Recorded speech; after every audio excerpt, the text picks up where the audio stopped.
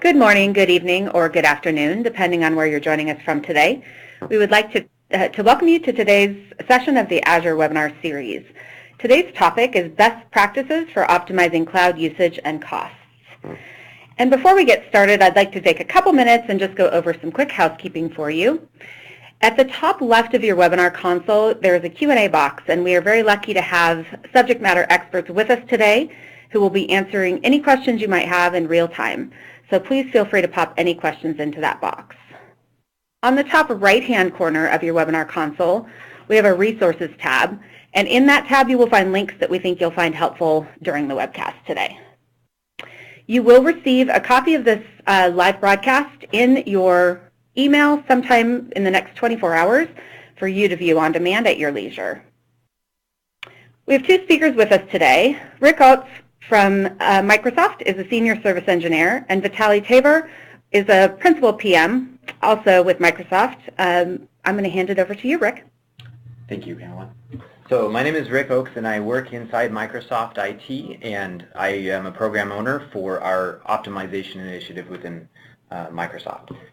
So we're going to go ahead and advance to the next slide here and start talking about our journey to the cloud and kind of how we got started. So we began our journey to the cloud roughly four and a half years ago, and we kind of set out on this digital transformation journey that most companies do. And we had these goals that were set forth by our CIO and our CTOs saying, hey, you know, we need to get to the cloud. And we're Microsoft, so we need to do it in a manner that is repeatable and in a way where we can share it with other companies, because we produce Azure, so it's pretty important for us to make sure we eat our own dog food on that.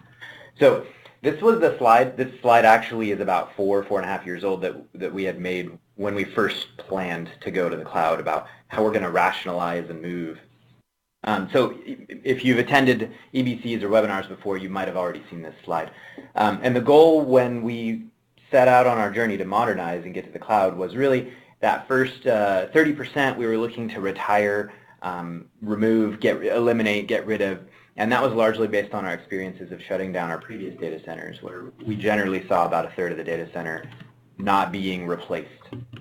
And then kind of we go down this stack, this cone shape, where the next priority is to go to SaaS, and that's because you find a great deal of servers where people just have file shares, or you know, they have their own SharePoint installation. And so we push those sorts of solutions off to Office 365, SharePoint Online, CRM Online, these sorts of, hey, your company is already paying for Office 365, you already have licenses, why do you need a file share on a server in a data center? Or, gosh, how come you have a ton of cat pictures on this file share under your desk, right? Like, getting rid of those kind of shadow IT type of operations, it's really swift and easy when you start rationalizing an entire data center.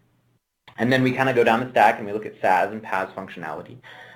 This is higher priority than kind of some of the IaaS stuff, which you'll find a little bit later, because at any given moment, your IT organization might only have budget for 10 to 15% of your application stack to add new features or rewrite, and that's pretty typical.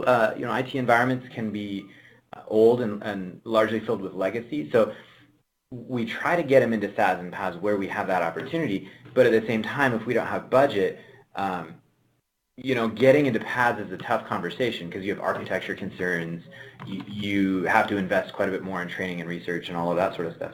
And then we continue to go down the stack and we look at optimization for IaaS VMs and then no change, lift, and shift.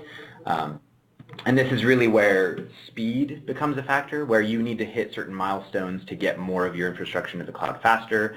So you need to meet deadlines, or you have a building closure, right? That was one of our big factors, is we had lease renewals coming up for some of our data centers that were going to cost us tens of millions of dollars. So we had speed factors that really ended up kind of flipping this chart on its head when we did kind of at the end of the day move. We noticed we were more like 50% IaaS instead of this kind of goal of 10 or 20%. And that's just because the speed of transformation is much higher with an IaaS type process. And then the last part is remain on-prem. And that's, our target was 5%. This is like our very large ERP, SAP systems that are much more challenging to move. This is things that require a physical card or a dongle, that sort of stuff. And then if we look on the right side of the graph, we see first to move, next to move. kind of last to move. And this is really, as we did our application rationalization, we took a look at the easy ones to move, just web servers and simple servers that you can just shift over and everything. So, and then you move into kind of the more difficult ones where you have high business impact or regulatory concerns, things that take a little bit more care and feeding to be really successful. So we're going to move on here, and we're going to look at kind of the cultural change that we noticed when we went through our cloud transformation.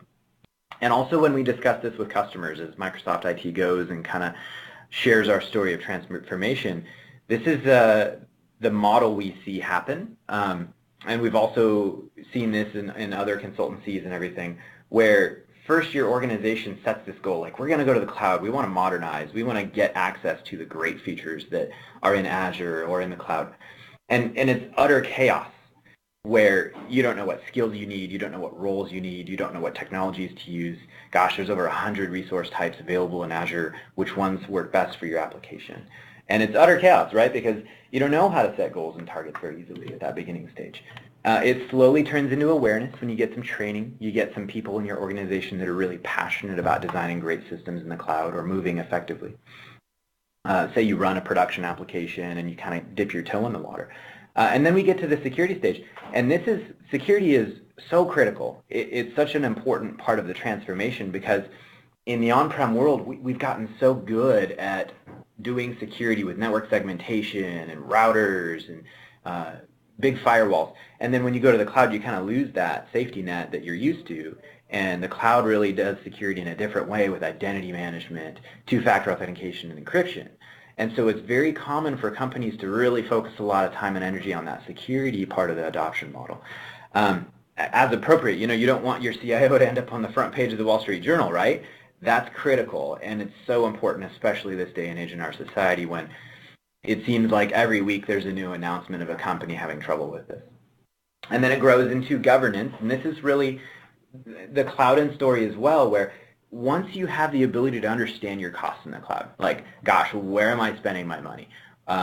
What organization in my IT group is spending what amount of dollars on what applications? And this is a challenge. There's tools out there. Some are more mature than others. Sometimes you have to root through your bill manually, right? And this is in the cloud when we're all kind of pretty new to the industry. Figuring this out is not easy, and every company has different focuses and goals for what's important in governance to them. And then optimization is kind of that fifth layer of maturity, where it's once you understand where your money's going, what applications are costing you how much money, what resource types you're paying for, these sorts of things, then you are empowering your organization to take control.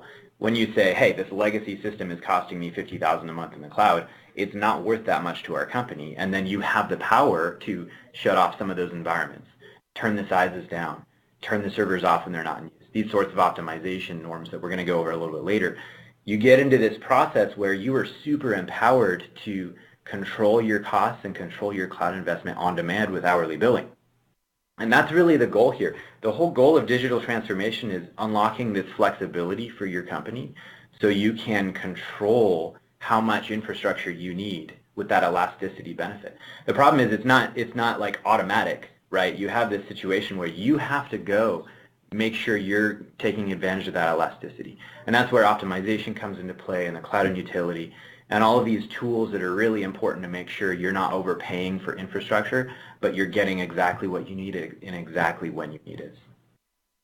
So we're going to talk a little bit about optimization we're going to dive into it a little bit. So right here we're looking at a server. We moved this server to IaaS from one of our on-prem data centers. This is a 95th percentile CPU graph. So it's not a CPU average, it's a weighted number. So it's weighted to the peaks.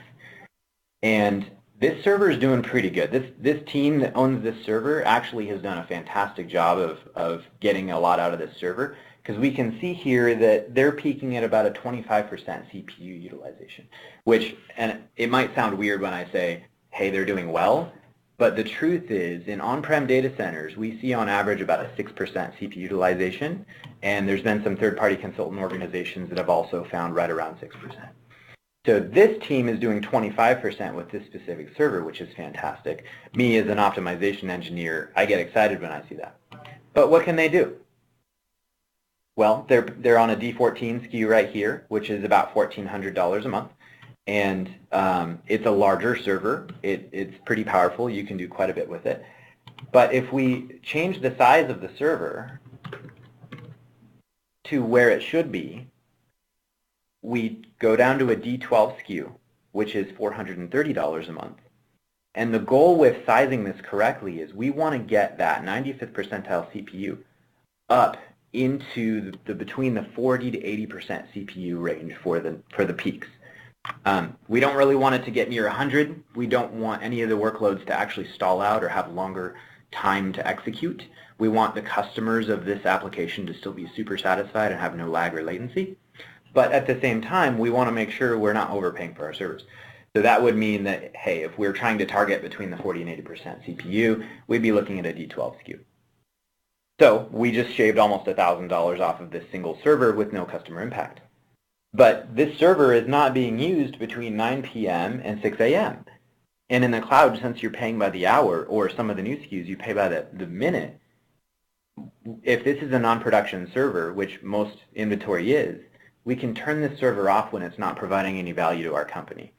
And that's when, for this scenario, again, a very conservative example, if we shut this server off between 9 p.m. and 6 a.m., it's another 38% reduction in cost, which now brings this workload down to $268 a month for a single server, right? And in Microsoft IT, when we roll these concepts out across the 10,000 plus servers, especially in non-production environments, our costs just were in a free fall, which was very exciting.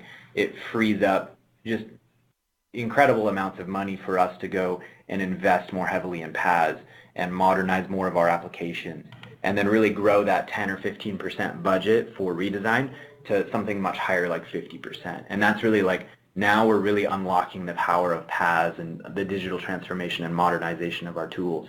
And we're getting rid of massive legacy systems by really freeing up the budget and putting that back in the power of the engineer's hands.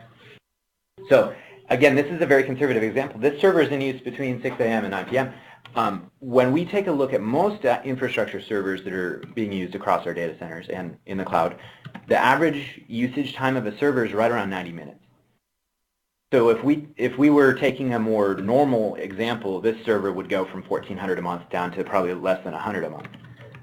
But again, every workload is different, and every application team has their own requirements for uptime. And you know, if you have ETLs running at certain hours, you have to take that into account when you do optimization work. So as we rolled out a lot of our tooling for optimization inside Microsoft IT, we noticed this trend that started happening.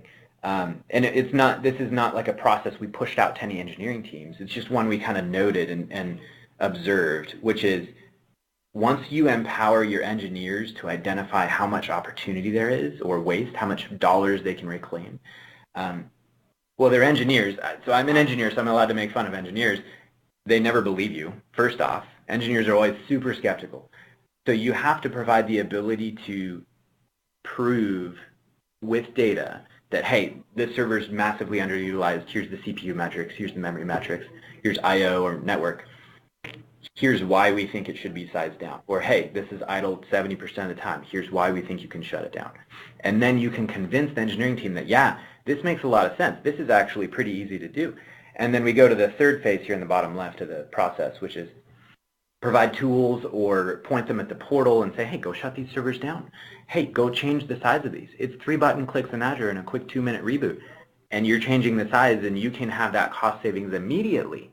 And then it brings us to the fourth part of this process, which is the assessment. And you go back into your bill, and since you're being billed by the hour, you see your bill drop immediately. And it creates this really cool dynamic where, hey, I just optimized my Microsoft Sales database, right? And I just dropped it from the cluster of 7 servers or 8 servers down to half the size. And I just saved my company, say, $40,000 a month. And then I can go to my boss's office and say, hey, I just saved our infrastructure costs $40,000 a month for this one application. And then you can say, I demand a raise, or whatever that is, because you now have power and control to directly impact the bottom line of your company and free up resources to do way more exciting things than manage infrastructure. And that's the whole point of this. When we talk about digital transformation, we don't really want all of our customer companies to be experts in infrastructure. We want an insurance company to be brilliant at insurance and to win their competitive statement by unlocking the power of the cloud. We want the banking companies to be really great at unlocking really cool technology to reinvent banking. We don't want them to have to care about infrastructure operations. So when we can get out of the way of the business and really unlock the value, it creates such a cool dynamic and a cultural change of accountability for costs and unlocking new features and really taking more advantage. Okay, so that's how we did optimization. How did Microsoft IT do? We rolled out our optimization tooling that shut down servers when they're idle, non-production, and here is this is not really recent, this is about a year and a half ago when we were doing this. We were roughly 6,000 servers in the cloud, and in a 4-month span from October to February, we saw our CPU percentage increase from just about 7% all the way up to almost 14%. So we just about doubled our CPU percentage in 4 months, which is kind of a metric that stayed static for over a decade. And then once we moved our assets to the cloud, we're able to get way more for our money. We're essentially getting twice as much compute power out of our cores than we were previously. Not only that, but when you move to the cloud, you're on much newer cores that are maybe 2-3 generations newer, which are up to 60% faster per core. So not only are you getting the benefits of modernizing your hardware, you're getting massive benefits of getting more for each core you're paying for. And it's not like a great metric that I can attach dollars to, but it is a great metric for me to feel comfortable and my leadership to feel comfortable that, hey, we're starting to get more for our money here. And gone are the days of buying physical hardware with a 5-year lifespan and then having a development environment, a test environment, a UAT environment, an integration environment, a performance environment, and then a production environment, when every single application in our IT infrastructure had 6 environments at least. Now, when a customer is only hitting 2 or 4 servers at a time, we shut down the rest if we're not actively developing or using them. And we don't have 2-year release cycles, so we don't have 6 environments. We have 2-week sprints or 3-week sprints, and we shut down environments when they're not in use, and we can rebuild them with templates and things like that. So as we continue to talk about how Microsoft IT did, this is our cost. We use percentages, of course, because we have to keep internal finance private, but Microsoft IT does pay for the cloud just like any external customer. You can see kind of when we were rapidly transitioning into the cloud, this is our cloud spend, you can see the IaaS numbers jumping drastically throughout that early 2016 time period. And then you see the money dropping pretty substantially, kind of summer of 2016, and that's really when we were able to get control over our costs and roll out some of our savings tooling, similar to like that cloud end capability of understanding your billing and shutting servers off and sizing them correctly. And what's really cool about this graph is kind of that midsummer 2016, we're about 40-45% in the cloud. We had moved almost half of all of Microsoft internal to the cloud, and we were paying out the nose. And what's really cool about this is by the end of this graph, we were about 85% in the cloud. We're about double our total footprint of applications in the cloud, yet our costs were just about half. We have twice as many widgets we're paying for in the cloud, but we're paying half as much. We were able to get a 4 times increase in efficiency of running our IT in the cloud. And you know, if we had continued on that upward trend of just cramming stuff in the cloud willy-nilly and not sizing correctly and not shutting stuff down and not rationalizing how many environments, we would have blown through our budget so fast. Right, and IT budgets is a very sensitive topic. It's so critical for us to meet our budgets and get out of the way of business development so we can go make sure those companies, your companies and our customers go do what they're great at. So we can reinvest that money. We can enable PaaS designs. We can use some of the cooler features like AI machine learning that we really want to get after. And we can get out of the business of patching servers all day long. And we can do really exciting things like that. You can also see here on the bottom right, kind of more of a live view of our CPU utilization. You can see it kind of peaked at 16% in November of 2016, it dropped in December because everybody went on vacation and left their machines on. And then, people started coming back to work in January and started, okay, I got to turn my machines off, and the percentage started going up again. I think the highest we've hit is about 19% CPU utilization, which we're happy with, but we still think we can hit around 40%. We also think pretty much every company can hit 40% utilization and drop their bill by 50, 60%. For non-production servers, you can drop your bill by 70%, and that's what we've seen in IT. We feel pretty confident that that is very, very possible for companies that are very, very growth mindset about how they manage their infrastructure. So now I'm going to hand the speaker proverbial mic over to Vitaly, who was one of the founders of Cloudin, and I'll say that kind of that first stepping stone into understanding costs and getting that money out of your infrastructure is understanding where the money is going and the billing and reporting, which the Cloudin utility has just such incredible cost controls and understanding and reports to help you drive that accountability. And so I'll hand it over now and say thank you very much, and we'll be available for Q&A after. So if you have questions on the IT transformation, go ahead and drop them in the window for us. Vitaly? Rick, thank you very much. It was an incredible presentation. Thanks for the intro. I was with Cloudin before the acquisition, and today I'm handling the integration of Cloudin within Azure Cost Management. So, as Rick mentioned in his presentation, and he showed it very clearly, the same deployment with the same business needs, with the same business requirements may be very inexpensive or maybe very costly. It depends how you use it. And there are several key components or several key factors to having the cloud deployment efficient. The first one of them is to understand that an application built for cloud is not the same application that you would build it for the on-prem.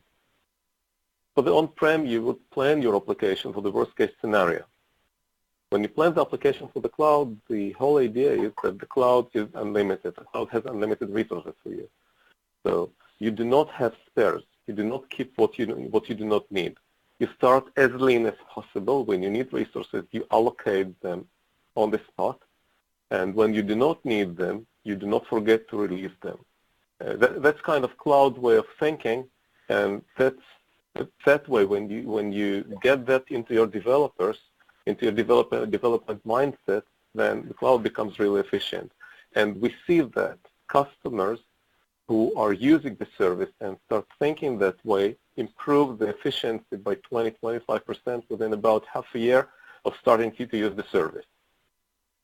So to actually have an efficient cloud deployment, there are three pillars that you must keep in mind. The first pillar is you should monitor your spend.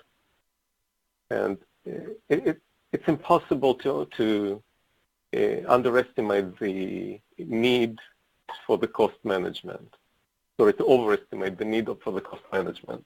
First of all, cost is an operational metric. It's a very important one because cost may detect anomalies or may detect issues in the cloud which show real issues, which are not cost issues, which are deployment issues. For example, if your business stays roughly the same, but the cloud cost goes up, no application management tools will figure that out. But that means that something was wrong with your deployment. So the first step is to get the complete spend visibility. You need to visualize it, you need to be able to analyze it, you need to be able to slice and dice the cost. Then you start detecting the cost anomalies, we'll show that. And you need to forecast for accurate budgeting the cost based on the history. Now, somebody asked within the question window whether developers care about the cost. So initially, probably no, but it's a mind switch that you need to make within your enterprise to have developers care about the cost. And the pillar for that is to drive organizational accountability. First of all, you need to know who is responsible for which part of the cost. So you need to associate the cost with the stakeholders, and you need to have very accurate chargeback and showback reports. The way to do that in the cloud is to tag your resources. By tagging the resources, you allow other people to understand who is making which cost. And once you start creating the competition between your developers, who saves more, suddenly developers start being very interested in the cost. Now, the teams need to be able to access their costs and their data insights, and each of the stakeholders needs to be able to handle his anomalies by himself. By driving the organizational accountability, and Rick has shown it very well in his presentation, you achieve much more savings than by just optimizing centrally. And finally, cloud is a fast-changing place. I'm not sure if everybody here knows it, but typical server in the cloud runs, actually about 80% of servers in the cloud run just below 10 hours. Now, you may imagine with this rate of change, it's very easy to become inefficient. So once you get the monitoring, once you get the accountability, the next step is to continuously optimize what you get.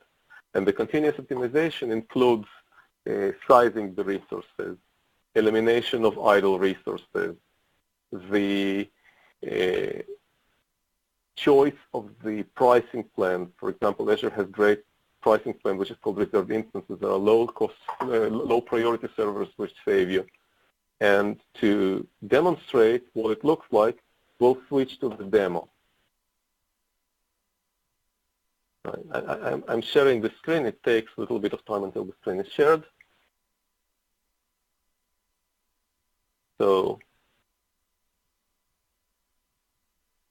the journey into cost management starts from the Azure console that you all know. And in this console, the simplest is to search for the cost management. When you click on the cost management, you get to this blade, which will soon be replaced for something inside the portal itself. Today it's outside, it's still cloud in service. And when you click go to cost management, if you're a new user, you're being sent to the onboarding experience. If you're an existing user, you will get directly to the cost management console. The console may be, the dashboard may be optimized, and you may pick whatever you want and whatever you do not want to see here. Now, as we mentioned, it is very important to monitor costs on a daily basis. And the cost reporting, the cost analysis allows you to do just that. Right? Now, before you start monitoring your costs, it is extremely important to model your enterprise structure. You do that by going to Cloud Account here. And a typical deployment will have enrollment, will have some accounts or tenants, will have subscriptions, or a direct deployment will have multiple subscriptions. You may build your structure. You may drag the specific cloud resources, the subscriptions around, and at each one of the levels, you may allow access to just the people who need to have access to this level. So that way, by defining the RBAC to the cost, you control who has access to what in your cost management. And it is possible to define that more granularly. For example, you may define here the access to more than one tenant to measure the cost for finance. Now, once you define the RBAC, you may start asking really interesting questions about the cost. So going to the daily cost monitoring that we have seen before, here the selection is to see just the Azure spend and to see it with daily resolution. Now, why is it important to monitor cost with daily resolution? When the resolution is higher, is not daily, you may miss the spikes or you may miss the anomalies. So here at the daily utilization, we actually see that there is a spike. And hovering over it, I see that the spike is caused by network. Now, this is a very typical case when something causes more network traffic than usually.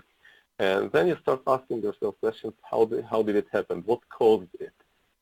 So inside assets, resources, you can very easily drill onto that. Moving to the resources and zooming in on a particular date where the spike occurred. We see that this is the date of the spike. And we see here the individual resources which might have caused the spike. When we select a service and we sort by the cost, you see which specific resource caused the spike. And this is very powerful because you can zoom in on cost offenders very easily and very quickly. Now, we have seen the cost with daily resolution. But in many cases, to make use of the cost, you want to see the larger picture, not the cost for the last day, but the cost for a larger period of time. So you can change the resolution. You can go to month. And then you can change the date range. And you can select a particular time frame, for example, last 6 months.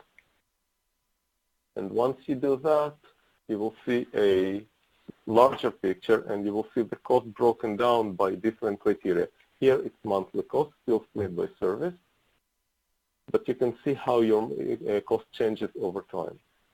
And all of your optimization, once you start optimizing, it should become very clear where exactly you optimize and what exactly you've done with your cloud spend.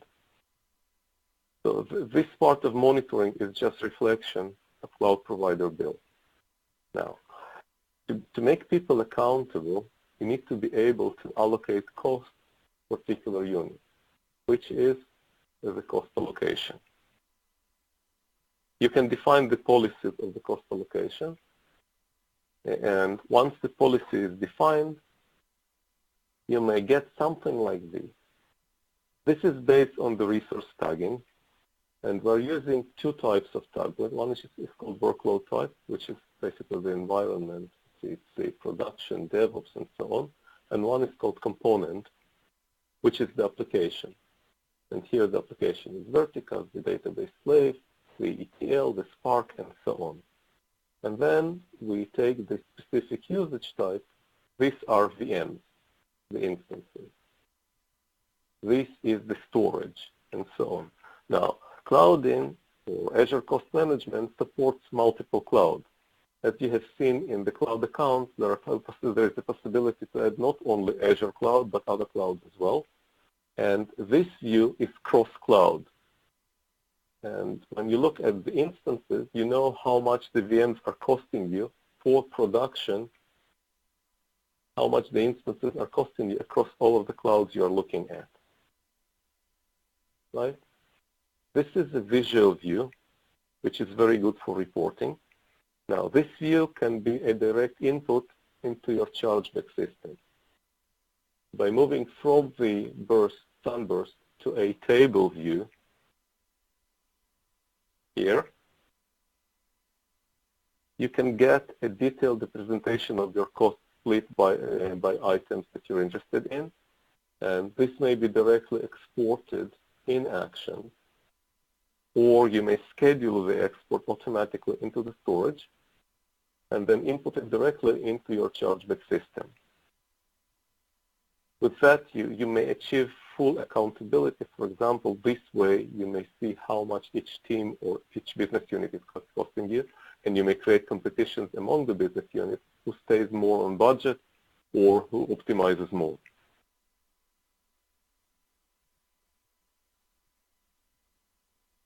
Once the accountability and the visibility are achieved, you start the optimization. And Rick has shown one way to optimize in a very good way, which is sizing. Microsoft IT has implemented a very powerful algorithm to optimize the instances. Cloudin is using this algorithm, and when you go to optimize or size the recommendations, you get the actual recommendations. Here's the example of what it looks like. Let's zoom in one of the recommendations. So there are 3 VMs to modify, from standard D2 V2 to standard D1. Here's the list of candidates.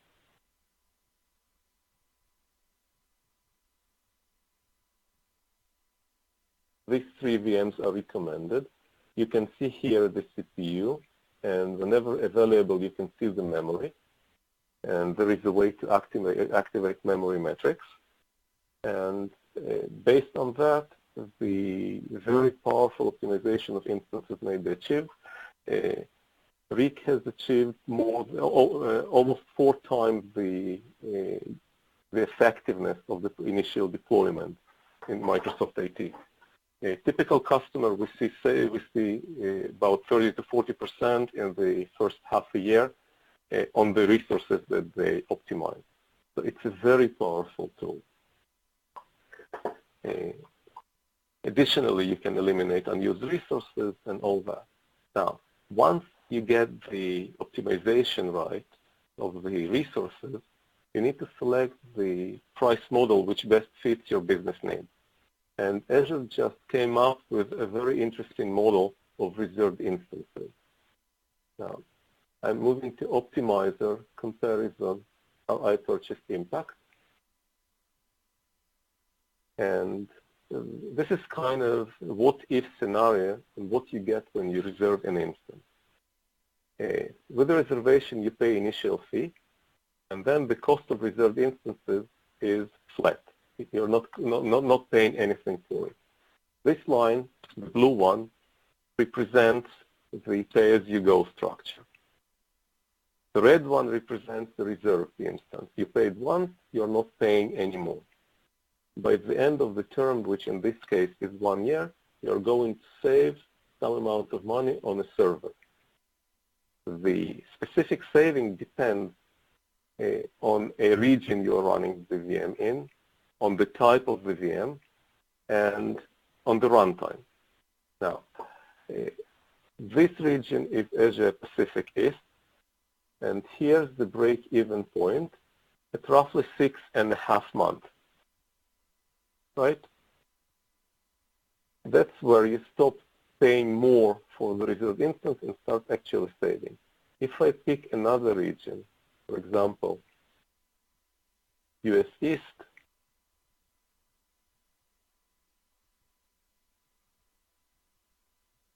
the behavior of the reservation changes, and the actual break-even point becomes at 5 months.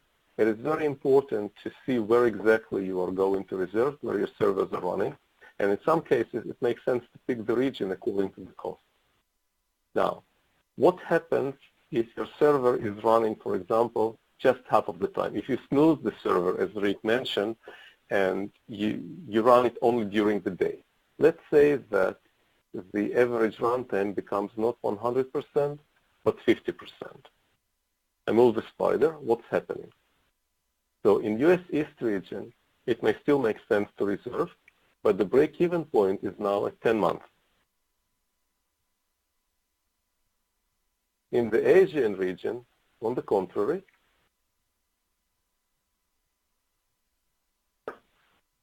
when the runtime is 50%, the pay-as-you-go is actually lower than the reserve price. So when you're able to snooze the server, in many cases, it makes sense to snooze and not use the more efficient pricing model. There are many more features in the tool. In one webinar, it's very difficult to present all of them, but this gives you some kind of taste of what you can achieve with the Azure Cost Management.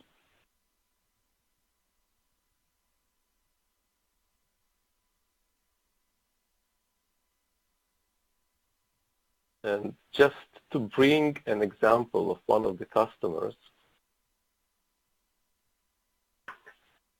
Westcon is a service provider which is using Cloudin and today Cost Management for a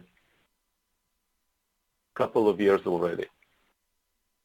And Westcon is utilizing Cloudin for 2 purposes. One, for its own internal use, and they were able to optimize their cloud spend very significantly. And second one, they do it to manage their customers. And by managing these 2 environments has helped them to stay on budget and to increase the profit margin on their customers.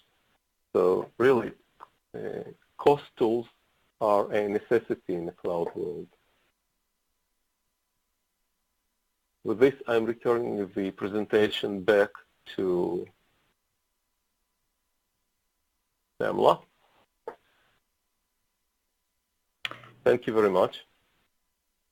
All right, great. Thank you so much for that. And looks like we have a ton of questions coming in today, which is great. I am going to hand it back over to the speakers here in just a second for them to try to answer as many of those as we can between the now and the top of the hour. Just a quick reminder, those resources that we have on the screen right now, those are on your webinar console and are available to you. And apparently many of the answers to these questions are found in these resources as well. Rick, I'm going to hand it back over to you. Thanks, Pamela. So, yeah, I did want to talk about the resources you see available here. A lot of the transformation and cultural type conversations and questions are answered on the optimization case study and the optimization blog. So go ahead and take a look at that. There's also conversations there about optimization in paths, which question we saw come up. And then for specific questions around the Azure Cost Management specific features, that first link on the tool itself will answer a lot of the questions regarding that reserved instance tooling and pricing calculation you saw and some of those sorts of things. So we can go ahead and dive on into Q&A. I'm going to kind of start off the top here. And one of the first questions we had was, hey, my team is concerned about these capabilities eliminating their positions. How do you respond to this? I'm going to pull open a slide here we had developed and kind of how we address this problem inside Microsoft. What we ended up noticing happening here inside Microsoft as we moved to the cloud is that, yeah, we don't really employ quite as many people that manage SAN arrays or patch servers. So in this slide, we can kind of see on the bottom half is what Microsoft IT used to do: network management, compute management, storage management. And as we move into the cloud environments, that's sort of taken care of for us. So we move higher in the stack, which are much more valuable and return on investment type roles, where instead of managing compute and storage resources, now we're doing things like subscription management, building out ARM templates. We're doing things like automated patch management, automated backup, and we're able to use a lot more of the native features of Azure, like OMS, Log Analytics, App Insights, these sorts of things to roll out change across our entire IT environment. And so what we notice is the engineers that get really excited about having new tools to do their job in way more efficient ways, they find new and exciting ways to apply that to solve much bigger challenges.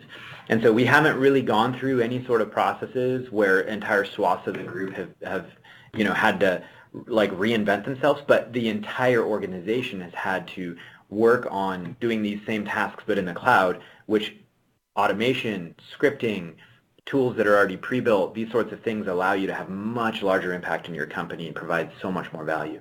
So we've seen such a revolution inside IT as we really unlock a lot of those capabilities. So, I mean, my own personal story, and it's written about in the blogs, is like I used to have to troubleshoot OSs for a large part of my career. And I haven't had to troubleshoot an operating system in like the last two and a half years, which is wonderful. It's not like the most fun thing to do, although maybe it is fun for me, but a lot of people don't like it. And you don't have to do that now. You can use templates, you can rebuild, you can do these really cool ways to not get your company blocked when an OS freaks out and goes down on you because of a bad driver. Now you can take care of that stuff programmatically, and the fabric is much more resilient.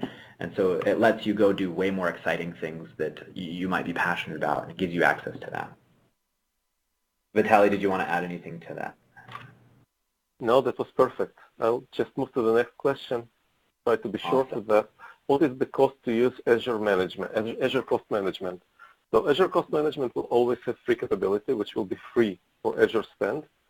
For premium capabilities and for other clouds, it's 1% of the cloud spend. And you make up on that with the optimization so fast that I would not even mention it. Next, what Cloudin can do that Power BI cannot? Cloudin can provide you with canned reports which allow you to drill in and slice and dice your costs by many ways. If you get all the data that Cloudin has into Power BI, then probably you can define the same. But then you would need to keep the team of about the same size as we do to provide this functionality.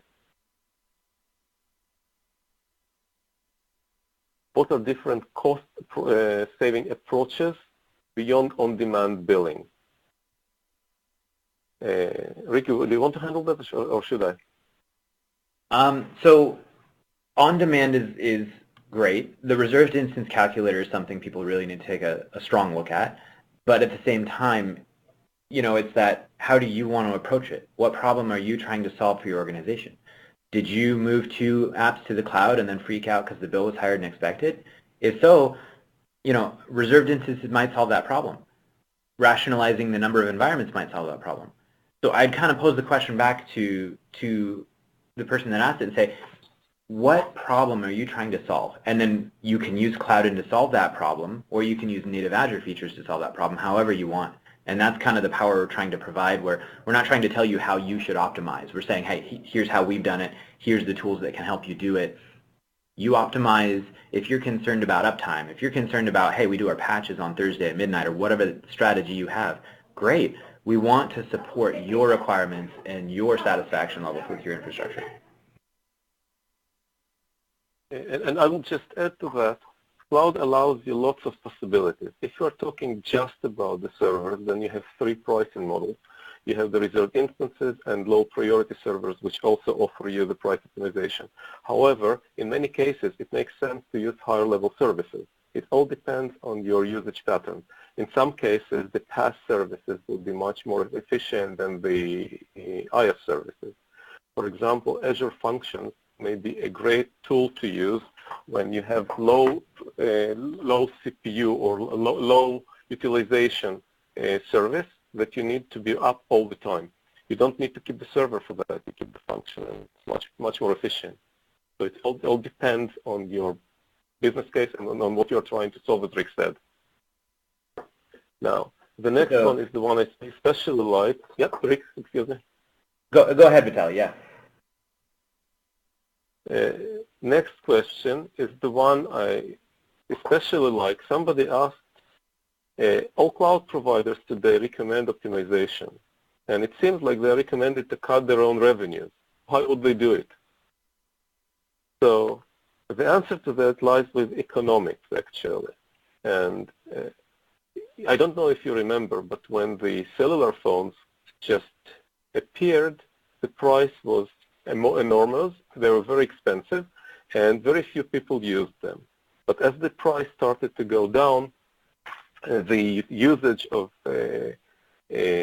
cellular phones became so ubiquitous that everybody started using them, and the revenues of cell companies skyrocketed. This phenomenon is called the Jevons paradox. The more, for some types of resources, the more you drop the price, the more revenues you get, and the more profit you make on that. With cloud, it's exactly the same. If you have $1 to spend on the cloud, you will spend $1 on the cloud. However, if you are more efficient with this $100, then next year you will bring much more. And that's what cloud companies are after. And I would also add to that, our leadership at Microsoft and our cloud leadership, we're big on trust. We want to build a trust with our customers and our partners that says, we want you to run your infrastructure on Azure. We want that infrastructure to unlock new capabilities for you, and we want you to trust the platform, that we're not going to overcharge you, that you have the utilities and the capabilities to only use and pay for what you need. And trust is such an important factor, because we want to establish a long-term relationship where we can solve infrastructure, and you don't have to buy new buildings and data centers and new physicals and hardware. We want to take care of that so you can get back to your day job. And that trust factor is so huge. That's my personal passion in optimization. I want these, our customers and companies to be able to go and explore new ideas and come up with new startup-like culture inside their own company to solve really cool problems. And infrastructure should not be a blocker. It should be an enabler where, compute power is cheap and easy to get. And so we can extend compute power to companies with lower budgets and great ideas that maybe couldn't afford things like high-performance compute in the past, but maybe they can now because access to computing is cheap, and we can solve bigger problems in humanity by reducing the cost to entrance. Thanks, Rick. Next question. My team manages the bill. I would like to view all VMs from one place with the ability to find VMs that are underutilized. So cloud cost management allows you that. It is cross-subscription and cross-tenant. In cloud in the Azure cost management, you can see all of your VMs in one place within the sizing recommendations. Next question. Can you please provide samples of typical infrastructure with the cost of all components comprising along with compare options between standard and premium? I think Azure Calculator can do that. Rick, do you want to? Yeah, I was going to say Calculator.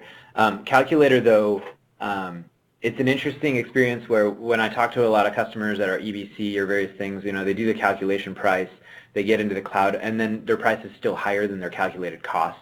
And that's more of the element of the cultural change where, hey, if you design a database system, normal practice is to, whenever you have a bug, make a copy of the database, try to fix the bug in the copy. And then so we have these engineering practices that we had on-prem that cannot carry over to the cloud, and so it raises your cost. And so when I go and take a look at somebody's infrastructure, I might see 15 copies of the same database that somebody is working on a bunch of bug fixes, and then they go on vacation for a couple of weeks, and then their cloud costs go out of control. And so, yeah, you can take a look at sample infrastructure and the costs. It's never going to be exactly accurate or perfect for your environment. And then once you apply your cost optimization best practices to managing those cloud environments, you get into a situation where the costs are actually going to be a lot cheaper than the calculator. So definitely use it as a guideline, but not like this firm, hey, this environment costs X number of dollars, because you're going to change SKU types and you're going to change based on the application performance you require and the cost you have. Okay, next question. What are you using to gather CPU in billing metrics? Cloudiness billing only, not CPU utilization. Well, in a cloud, it's so difficult to distinguish between cost and utilization. They're also tightly connected. So we gather all of the metrics. And in addition to cost, we provide recommendations which affect the cost, which is obviously the sizing. The billing is collected through the billing API and CPU utilization through the Azure Extended Metrics. Rick, now this one is for you. What has been Microsoft's experience on using reserved instance versus smoothing? Do you favor one method over the other? Does it depend on workload? Yeah, good question. I can say that our experience with reserved instances is a little bit more limited, but we do have and can use the Cloud and Cost Calculator to take a look at that. So if you snooze on nights, you save over 60%. If you snooze on weekends, you save about 40%. If you do both, you save almost 80% of your total cost of servers for non-production. So if we're snoozing, if we're turning off servers at that rate, where we're taking a look at 60 to 80% cost savings, it's pretty much always going to be cheaper than reserved instances. That being said, if you have persistent requirements where you have like an integration environment where you have a bunch of other applications constantly making calls to feed data in, and it needs to be online all the time, go reserved instance. And so you're going to have to apply a little bit of that, the logic of, hey, what's my uptime requirements for this environment? And then you also apply that back to all of the environments for that same application. Hey, this development environment only needs to be on when we're doing compilations and we're taking a look at new build. Okay, so say that's 5 days a week, 6 hours, or 8 hours, or whatever that is. If you run 40 hours a week, you're running 160 hours a month out of 740 hours. So you're, again, online only 20% of the time. That's an 80% cost reduction for that one environment. So I personally really like the snooze concepts a great deal, but reserved instances are far better for persistent environments where you have really critical uptime requirements, or you have inflexibility maybe in your application design.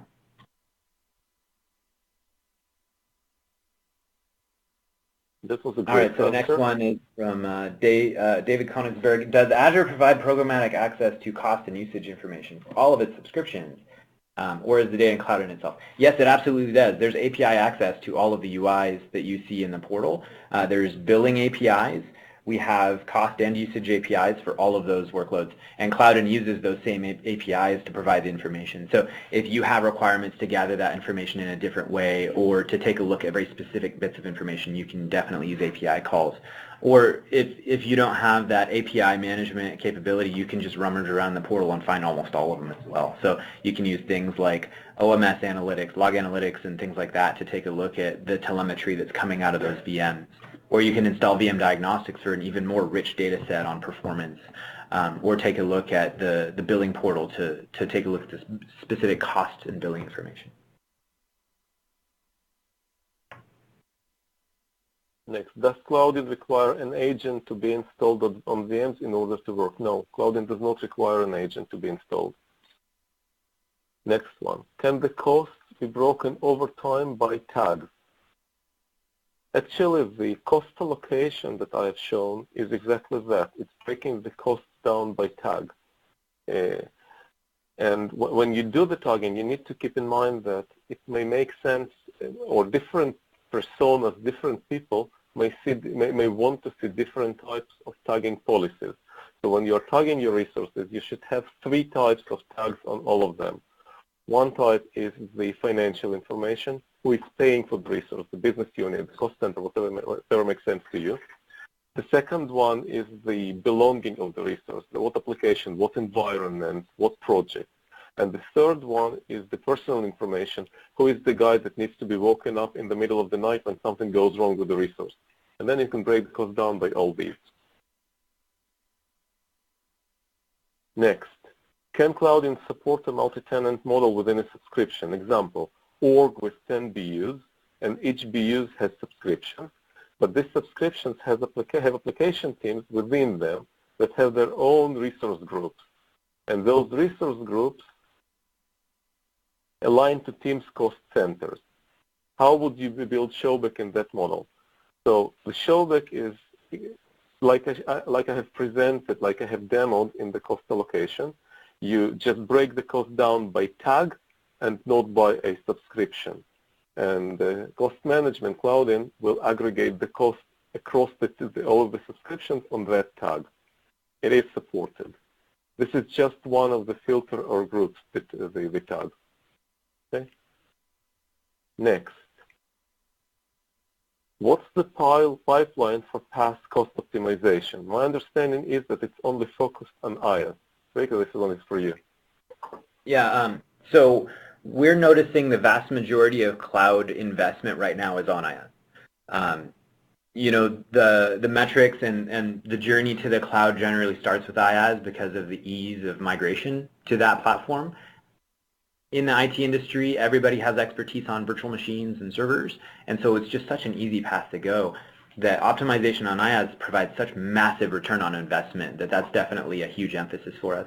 But those same concepts absolutely apply to PaaS resource types. If we talk about SQL Azure, for instance, you pick a SKU. SQL Azure is incredibly powerful. It's the same as if we had built an on-prem geo-redundant cluster across multiple continents. And that used to take us 3 weeks to build one of those and cost us many, many thousands of dollars in hardware across multiple data centers. Now you can build one in 3 minutes.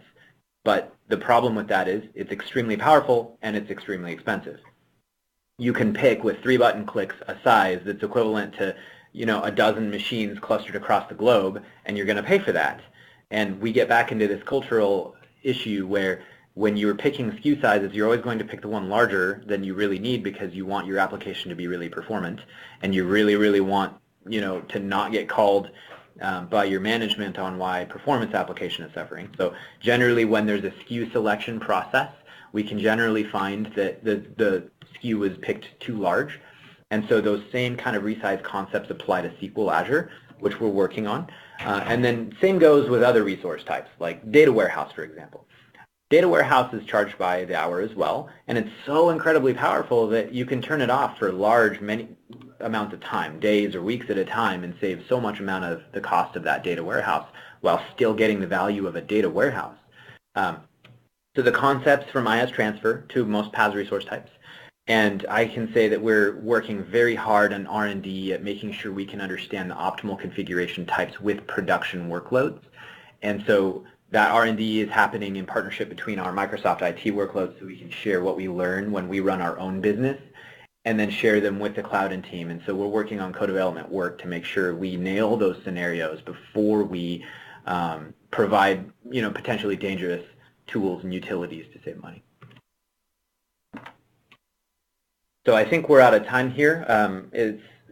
Our hour is up. I do want to call out, again, the resources available. If you have additional questions that we weren't able to get to or answer, you can also reach out to us on Twitter or email us, and I believe our contact information is on there.